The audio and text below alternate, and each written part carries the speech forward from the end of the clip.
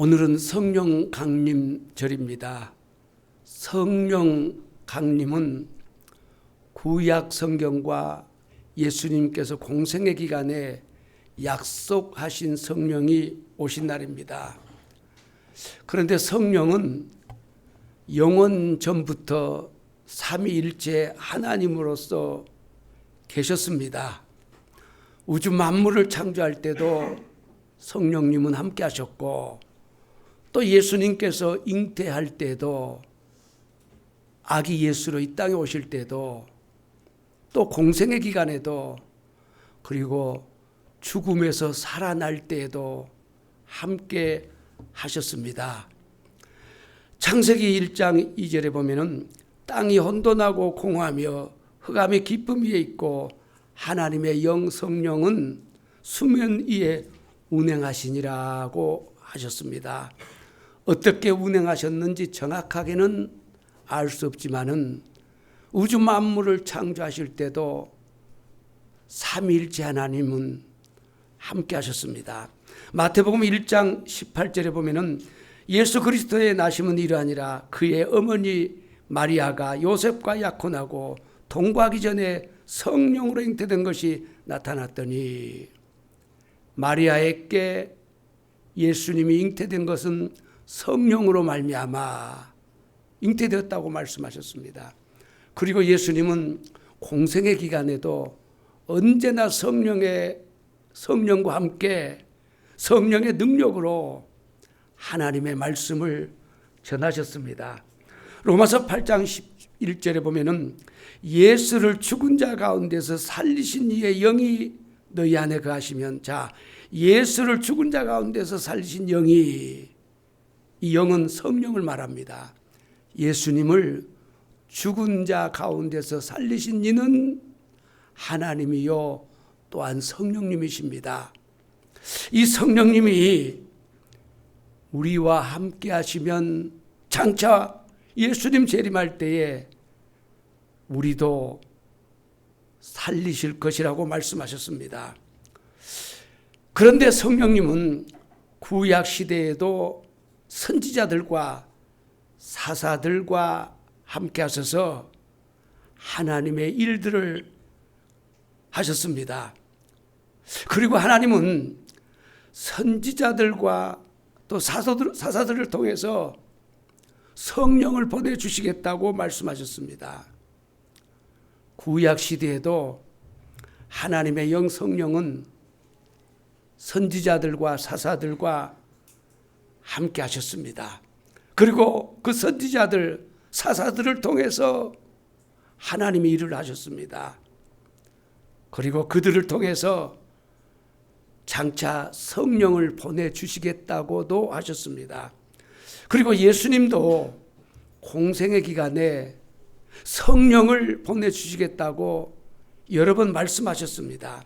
요한복음 16장 7절에 보면은 그러나 내가 너희에게 실상을 말하노니 내가 떠나가는 것이 너희에게 유익이라.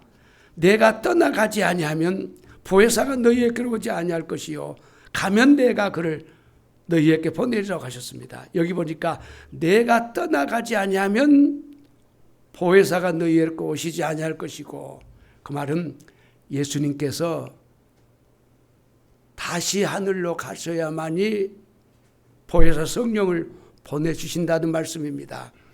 누가복음 24장 49절에 보면은 부활하신 예수님께서 이렇게 말씀하셨습니다. 볼지어다 내가 내 아버지께서 약속하신 것을 너희에게 보내리니 너희는 이로부터 능력이 입혀질 때까지 이 성에 머물라고 하셨습니다. 아버지께서 약속하신 성령을 예수님께서 보내주시겠다고 하셨습니다.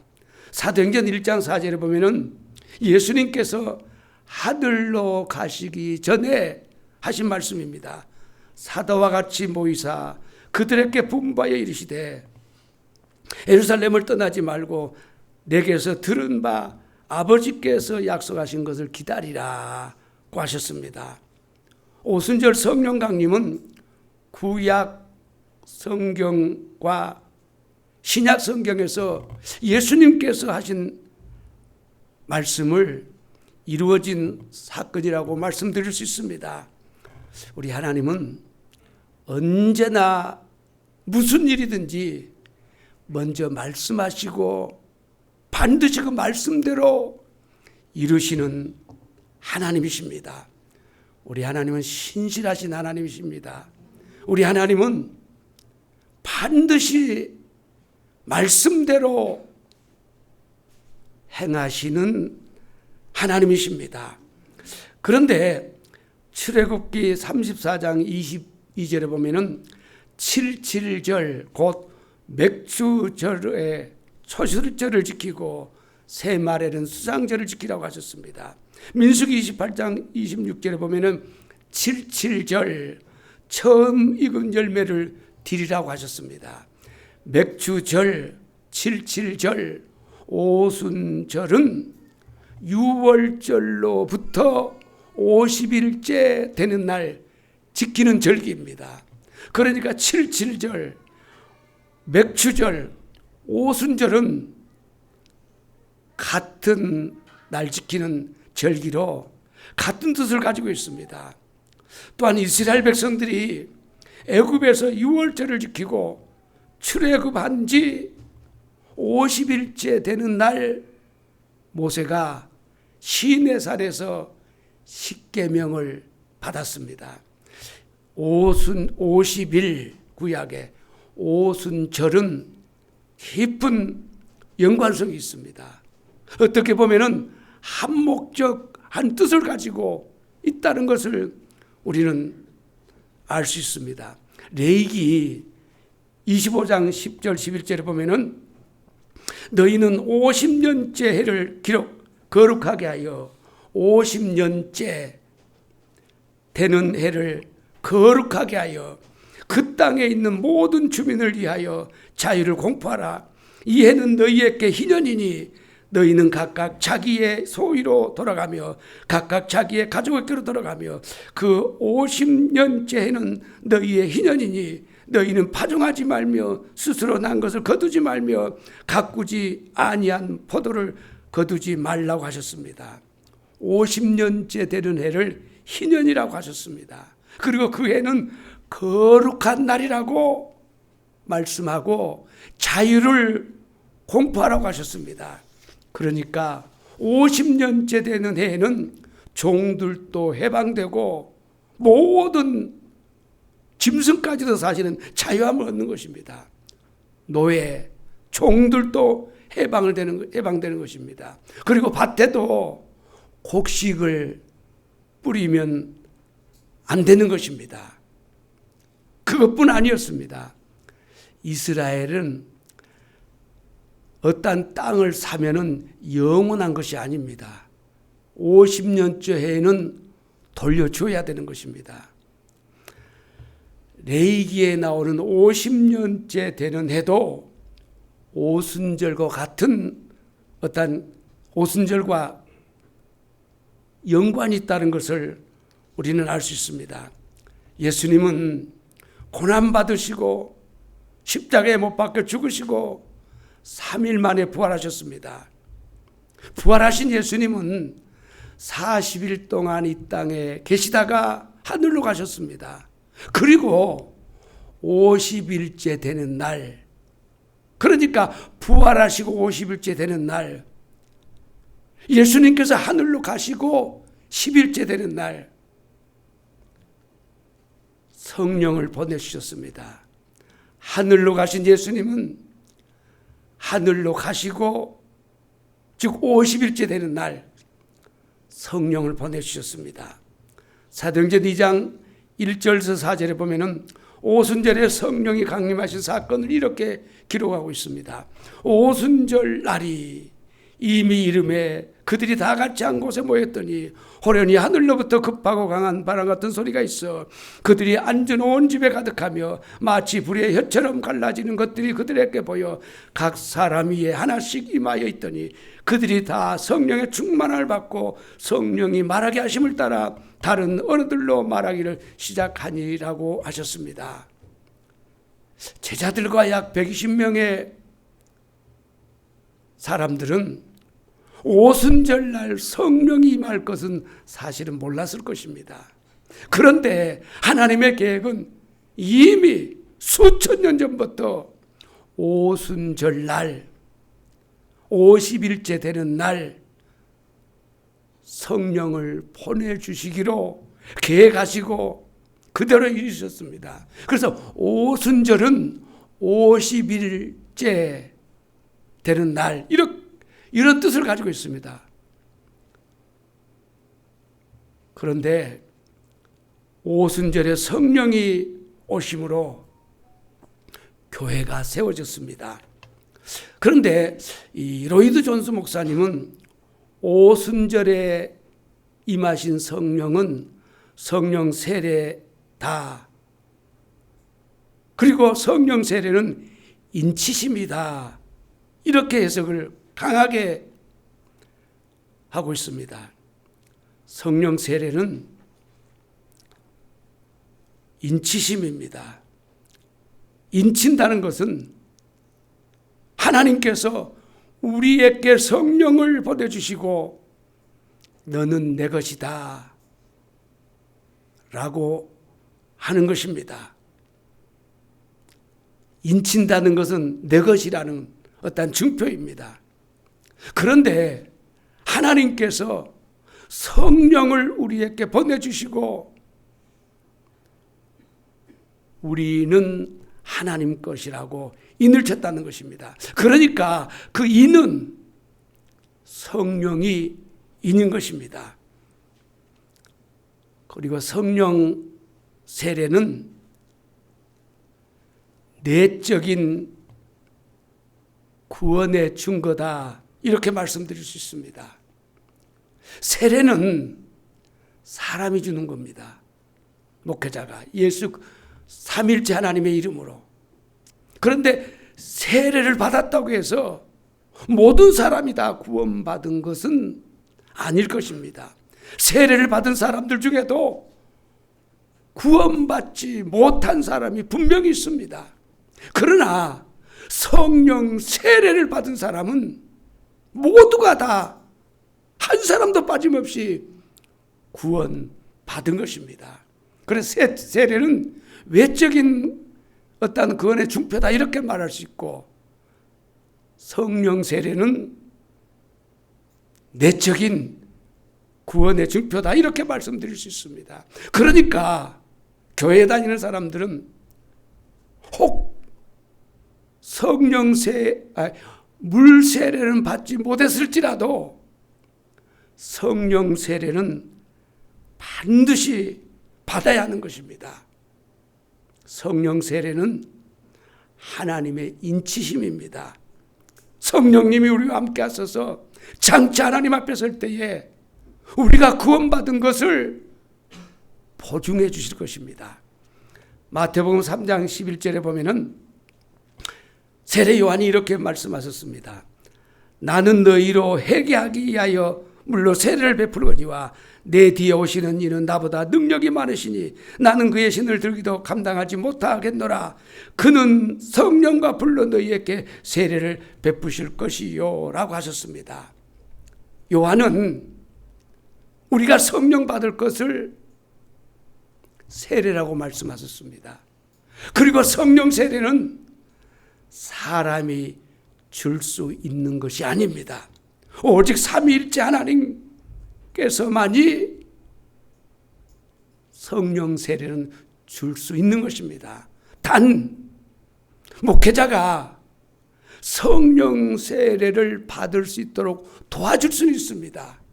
그러나 그 어떤 목회자라도 성령 세례를 줄 수 있는 것은 아닙니다.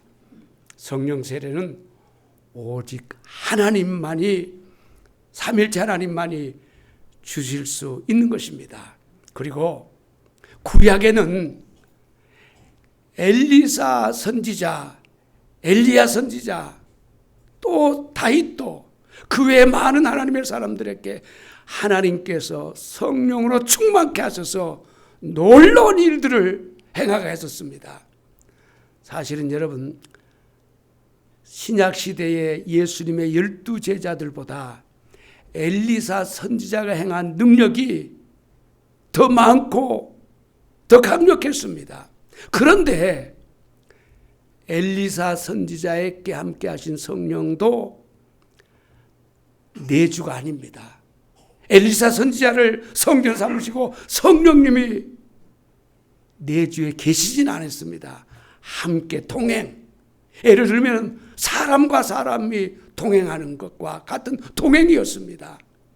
그러나 신약 시대의 오순절 성령 사건 이후의 성령님은 우리를 성전 삼으시고 우리 안에서 세상 끝날까지 함께 하실 성령이십니다. 요한복음 14장 16절에 보니까 내가 아버지께 구하겠으니 그가 또 다른 보혜사를 너희에게 주사 영원토록 너희와 함께 있게 하시리니 라고 하셨습니다. 고린도전서 3장 16절에 보면은 너희가 하나님의 성전인 것과 하나님의 성령이 너희 안에 계신 것을 알지 못하느냐고 하셨습니다. 우리는 성령님이 거하는 성전입니다. 예수 믿는 사람들에게는 성령님이 성전 삼으시고 함께 하십니다. 함께 하심이 언제까지냐? 세상 끝날까지, 아니 영원토록 이라고 말씀하고 있습니다. 시편 15편에 51편에 보면 다윗은 밧세바를 범한 후에 그가 하나님 앞에 회개하며 간절히 기도하는 것이 성령이 내게서 떠나지 말게 해달라고 하셨습니다. 구약 시대에 있기 때문에 그렇습니다. 우리는 어떤 잘못을 했을지라도 성령이 내게서 떠나가지 말게가 아니고 성령을 소멸치 않게 해달라고 우리는 기도해야 되는 것입니다. 성령이 역사해달라고, 도와달라고. 왜? 우리에게 임하신 성령은 영원토록 우리와 함께하기 때문에 그렇습니다. 우리가 살아가면서 이러한저런 죄를 짓는다고 성령은 떠나지 않습니다. 단 함께 하시지만은 성령님이 역사해 주지 않습니다. 우리를 도와주지 않는 것입니다. 그러지 떠나가는 것은 아니라는 것을 여러분 기억하시기 바랍니다. 성령은 한번 임하면 하나님 자녀로 인치셨고 영원토록 우리와 함께 하십니다. 여러분, 우리가 예수를 믿고 성령이 우리와 함께 하는 거 놀라운 축복입니다. 오늘 본문은 성령님은 하나님이라는 것을 사실 말씀하고 있는 것입니다. 그리고 그 성령님이 우리와 함께 하신다는 걸 말씀하고 있습니다. 그러면 성령님이 뭐 하려고 함께 하시느냐? 우리를 도와주시려고. 그 차에 그 내비가 있습니다. 내비는 여러분 아무리 천년만년이 가도 여러분 일방적입니다. 그런데 성령님은 그러지 않습니다. 우리가 물으면은 대답해 주시고 우리와 교통 대화 하시는 분이 바로 성령님이십니다.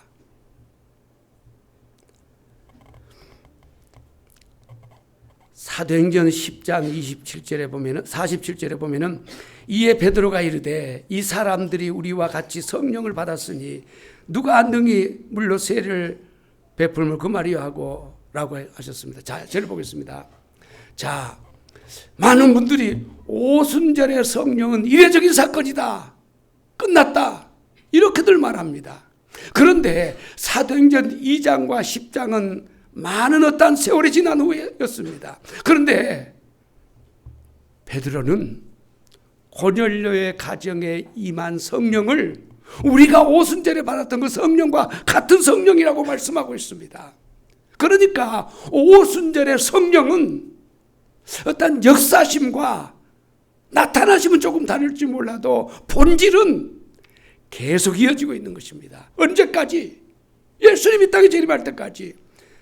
사도행전 11장 15절에도 보면은 내가 말을 시작할 때에 성령이 그들에게 임하시기를 처음 우리에게 임하신 것과 같이 하는지라. 성령이 처음 우리에게 임한 것 같이 했다라고 베드로는 말하고 있습니다. 무슨 말인가 하니 처음 임한 것, 오순절에 임한 것 성령이 역사하고 있다라고 말씀하고 있습니다. 오순절에 임한 성령은 단회적인 것이야. 한번 하고 끝난 것이 아니에요.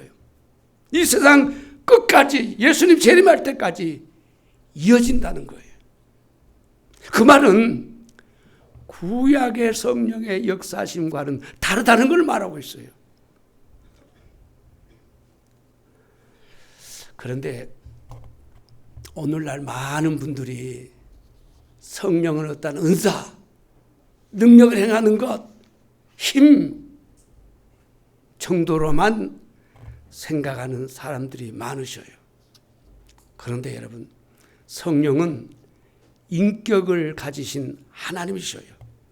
성경에 보면은 성령을 불, 바람, 또 비둘기, 이슬, 그 여러 가지로 비유하고 있습니다. 그러나 성령님은 힘이고 능력이고 하기도 하지만은 인격을 가진 하나님이십니다. 우리가 성령을 힘으로만, 어떤 능력으로만, 은사로만 생각하면 성령님을 아주 모르는 것입니다. 그런 것 앞서서 성령은 인격을 가지신 삼위일체 하나님 중에 한 분입니다. 그 성령은 언제나 인격을 가지고 계시다는 걸 우리는 기억해야 합니다. 신구약 성경에서는 성령은 지성을 갖고 계시다라는 것을 말씀하고 있습니다. 우리 오늘 본문 9절서 10절을 다 같이 읽겠습니다.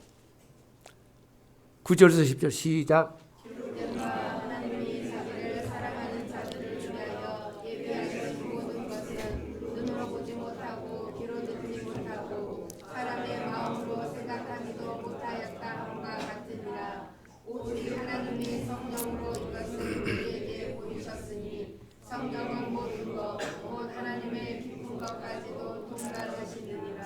자, 여러분 저를 보겠습니다. 삼일체 하나님은 하나님, 예수님, 성령님입니다. 삼일체 하나님은 서로가 아는 것을 다 아십니다. 모르는 것은 모른다, 그 말은 아니에요. 모르는 것이 없으신 분이셔요. 하나님이 계획하시는 것, 하나님이 아시는 것, 예수님도 성령님도 동일하게 동참하셔서 알고 계셔요. 예를 들면은 어떤 가까운 사람이 서히 모여서 어떤 계획을 가지고 의논하고 하기로 했습니다. 그러면은 세 사람 다 아는 것입니다. 예를 들면은 그렇다는 것입니다. 하나님이 아는 걸 성령님이 모르고 그런 것도 아니에요. 동일하게 아시고 동일한 계획, 동일한 목적을 가지시고 역사하시는 삼일체 하나님이셔요. 자, 우리 11절 읽어보겠습니다. 시작. 사람의 일을 사람의 속에 있는 여호와의 누가 알리요. 이와 같이 하나님의 일도 하나님의 영 외에는 아무도 알지 못하느니라. 베드로 사도행전 5장에 보면은 베드로는 아나니아와 삽비라 그 부부에게 하나님께 거짓말하는 거라고 했고 성령을 속이는 거라고 했습니다. 거짓말이나 속이는 거나 다른 것이 아닙니다. 같은 뜻입니다. 그러니까 아나니아는 하나님도 속였고 성령님도 속인 것입니다. 그래서 하나님께는 거짓말, 성령님께는 뭐한다? 속였다. 이렇게 말씀하고 있습니다. 그 말은 성령님은 모르는 것이 없이 다 알고 계시다, 그 말입니다. 두 번째, 성령은 감정을 가지신 분입니다. 구약에 보면은 우리가 그것을 더 정확하게 알 수 있습니다. 성경에서는 성령님께서 감정을 가지고 계신다는 말씀을 반복적으로 하고 있습니다. 우리가 하나님께서 기뻐하는 삶을 계획하고 하나님이 기뻐하는 삶을 살아가면은 성령은 기뻐하십니다. 누가복음 10장 20절에 보면은 예수님께서는 33년 생애 동안 기뻐한다는 말씀이 없었어요. 그러나 성령으로 말미암아 기뻐하였다라고 말씀하셨어요. 데살로니가전서 1장 6절에 보면 또 너희는 많은 환난 가운데서 성령의 기쁨으로 도를 받아 우리와 주를 본받은 자가 되었느니라고 하셨습니다. 성령님은 근심도 하시고 기뻐도 하시고 슬퍼도 하신다는 것을 여러분 기억하시기 바랍니다. 그런데 우리가 성령 충만한 것만큼 성령으로 말미암아 어떤 상황, 어떤 환경에서도 즐거워하고 감사하고 기뻐할 수 있는 것입니다. 그 즐거움은, 그 기쁨은, 감사는 성령님께서 우리의 심령에서 하나님께 소망을 가지고 하게 하는 것입니다. 세 번째, 성령님은 의지를 가지고 계십니다. 고린도전서 12장은 은사장입니다. 2절에 보면은 4절부터 보면은 성령의 그 은사들을 쭉 말씀하고 있습니다. 7절부터 11절까지 보면은 각 사람에게 성령의 나타나심을 주심은 유익하게 하려 함이라고 하셨습니다. 어떤 사람에게는 이런 은사, 어떤 사람에게는 저런 은사를 주신다고 하셨는데 11절에 보면은 성령께서 각 사람에게 주신다고 하셨습니다. 모든 은사는 성령님께서 없겠고 성령으로 말미암아 역사하지만은 각 사람에게 주시는 그 은사는 성령님께서 의지를 가지고 원하는 사람에게 주신다라고 말씀하셨습니다. 네 번째, 성령님은 우리와 끊임없이 대화하기를 원하십니다. 대화, 기도, 교통 같은 뜻을 가지고 있습니다. 성령님께서는 인격적인 대화, 교제를 하기를 원하십니다. 고린도전서 13장 13절에 보면은 주 예수 그리스도의 은혜와 하나님의 사랑과 성령의 교통하심이 너희 무리와 함께 있을지어다. 지금은 그 책이 잘 읽지를 않은 것 같아요. 오래전에 배니힌 목사님이 성령님 안녕하세요라는 책을 썼어요. 우리나라에서 엄청나게 팔렸습니다. 저도 두 부가 있어요. 지난해 기도원에 가서 보고 싶어서 거기서 두 권을 집에 있는데 다시 사서 봤어요. 그 책에 보면은 이 교통, 성령님과의 교통을 7가지로 나눠서 말씀하고 있습니다. 첫째, 교통하심은 임재를 뜻한다. 교통, 성령의 임재를 뜻한다. 두 번째는 친교를 뜻한다. 친교 아시지요? 셋째, 나눔을 뜻한다. 네 번째, 동역을 뜻한다. 다섯 번째는 친밀함을 뜻한다. 여섯째는 우정을 뜻한다. 일곱째는 동지애를 뜻한다. 한마디로 말하면 친밀한 관계를 말하는 거예요. 원수 관계였는데 회복된 관계를 말하는 거예요. 싸웠는데 화해한 관계를 말하는 거예요. 아주 친밀한 관계, 좋은 관계. 여러분, 사람과의 관계에서 대화가 끊기면 아무리 좋은 관계였어도 사실은 삭막하게 되어 있습니다. 멀어지게 되어 있습니다. 많은 오해를 낳게 되는 것입니다. 서로가 오해하게 되는 것입니다.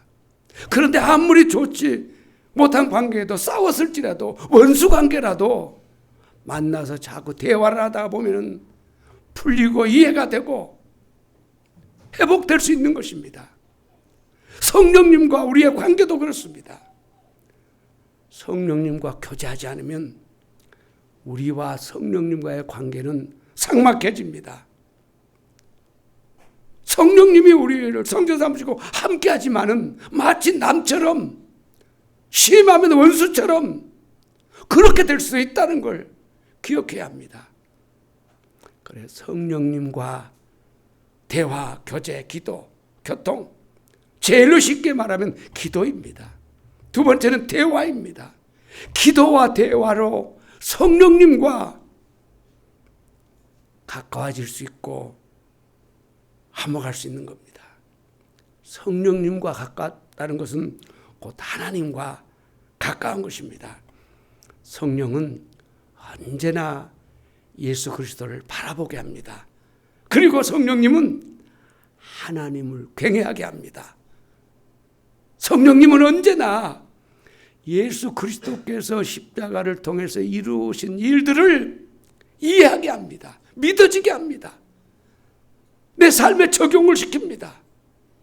그리고 그 은혜를 깨닫고 하나님 앞에 영광을 올려드리는 것입니다.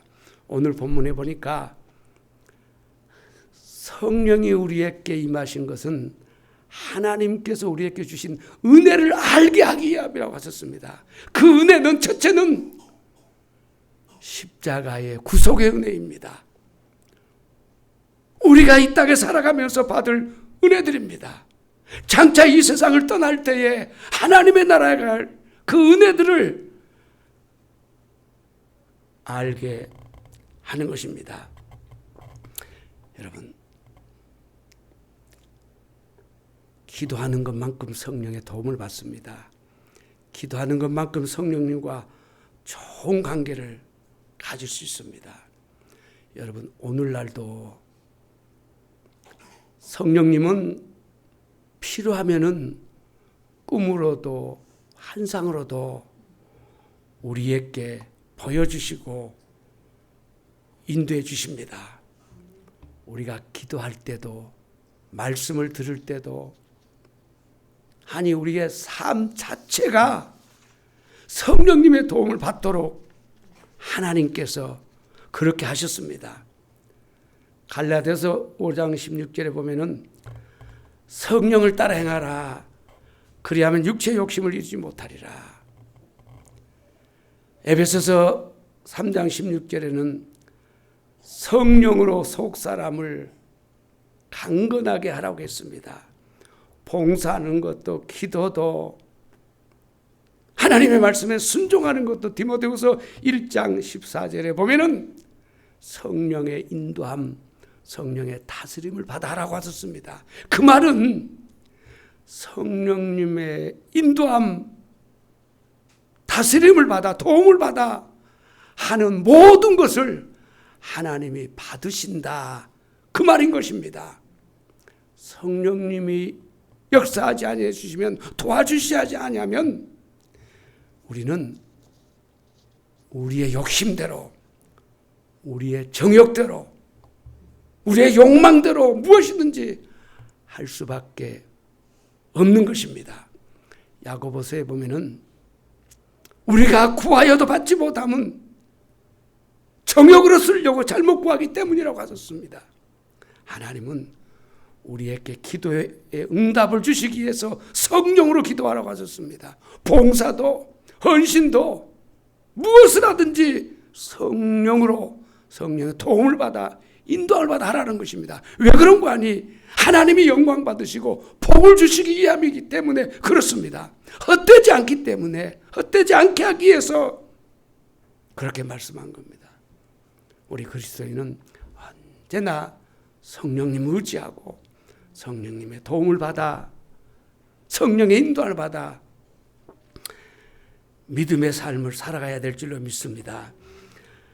창세기 1장 2절에 보면은 땅이 혼돈하고 공허하며 흑암의 기쁨이 있고 하나님의 영은 수변에 운행하시니라. 여러분, 우리 심령에 성령이 역사하시면 우리의 마음에 불안함, 초조함, 염려, 온갖 더러운 생각들은 다 여러분 소멸되고 성령으로 말미암아 하나님을 향하는 마음으로 여러분 바뀌게 될 줄로 믿습니다. 성령이 역사하시면은 우리 마음에 평안이 있고 기쁨이 있고 또 믿음이 넘쳐나게 될 줄로 믿습니다. 스가랴서 4장 6절에 보면은 그가 내게 대답하여 이르되 여호와께서 스룹바벨에게 하신 말씀이 이러하니라. 만군의 여호와께서 말씀하시되 이는 힘으로 되지 아니하며 능으로 되지 아니하고 오직 나의 영으로 되느니라고 하셨습니다. 여러분, 우리의 삶에 아무리 노력해도 애써도 되지 않는 일들도 성령이 도와주시면, 성령이 역사하시면 되는 역사가 일어나게 될 줄로 믿습니다. 여러분, 우리의 삶에 하나님께서 성령님을 의지하라고, 도움을 받으라고 우리의 앞길을 가로막게 하고 혼란스럽게 하고 힘들게 하는 일들이 있다는 걸 우리는 기억해야 합니다. 하나님이 그렇게 하는 것은 그런 일을 통해서 성령님의 도움을 받으라고, 성령님을 도움을 받는 것은, 성령님의 인도를 받는 것은 하나님께로입니다. 다시 말씀드리는데 성령은 언제나 십자가에 달리신 예수를 바라보게 합니다. 하나님의 역사심을, 능력을 믿게 하고 의지하게 하는 것입니다. 우리의 힘으로 할 수 없는 거 성령님이 도와주시면 할 수 있습니다. 우리는 너무 약하고 부족하고 문제 많은 세상에서 힘들게 살아갑니다. 하나님은 성령님의 도움을 받아서 내 자아를 이기고 죄를 이기고 세상을 이기고 믿음으로 살아가도록 하는 것입니다. 정리해 보겠습니다. 고린도전서 12장 2절에 보면은 3절입니까? 2절입니까? 성령으로 말미암지 않고는 예수를 주시라 할 수 없느니라.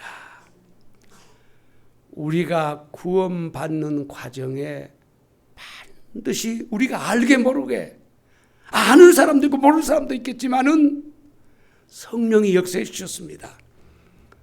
우리가 여러분 믿음으로 살아가는데 성령님이 도와주셔야, 역사해 주셔야 믿음으로 살아갈 수 있는 것입니다.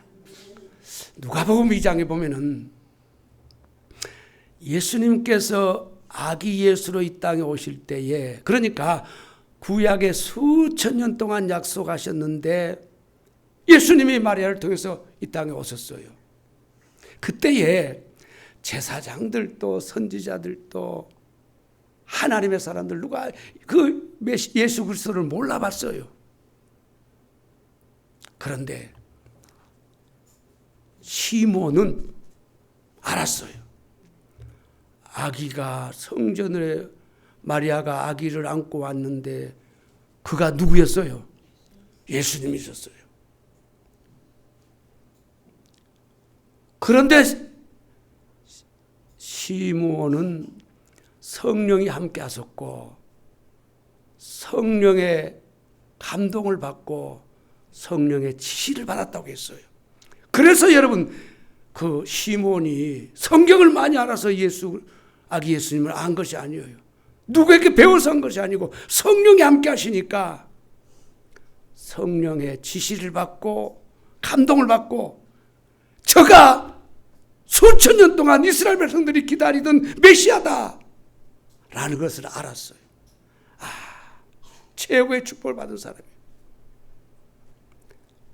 마태복음 25장에 보면은 10처녀 비유가 나와요.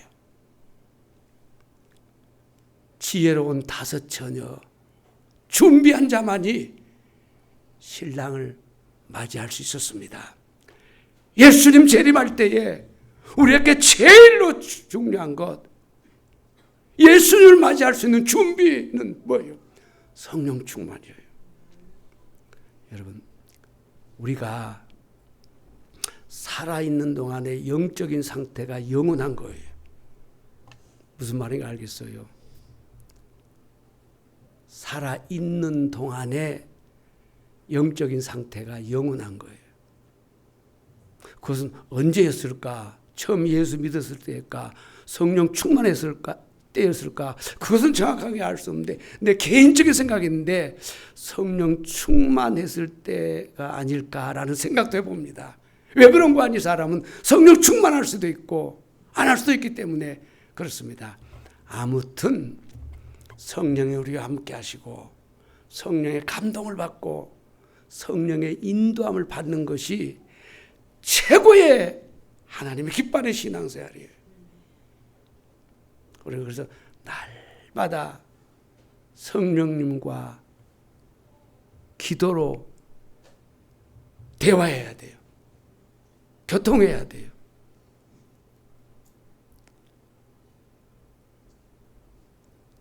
성령님이 우리와 함께 하시는 거 놀라운 축복인 줄로 믿습니다. 하나님은 성령님을 우리를 도움을 받으라고 보내주셨어요. 그래서 보혜사, 돕는 분, 선생 여러 가지로 말할 수 있어요. 돕는 분이셔요.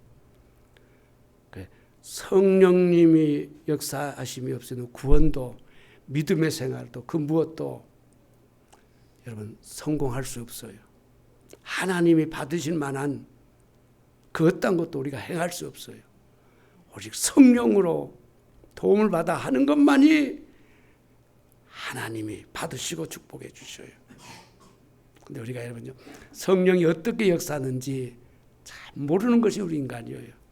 그래서 늘 사모하고 그래서 늘 구하고 그래야 할 줄로 믿습니다. 기도하겠습니다.